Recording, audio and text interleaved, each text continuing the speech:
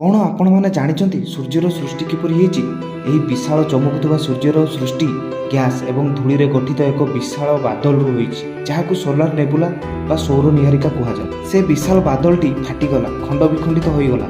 तो यह किपरि यह माना जाए जे से विशाल बादलटी फाटिबार कारण गोटे आघात तरंग जोटा कि आखपाखर सुपरनोवा आसे। तो सुपरनोवा होची गोटे तारार शक्तिशाली एवं आलोकित विस्फोरण माने ताराटे फाटीजिबा।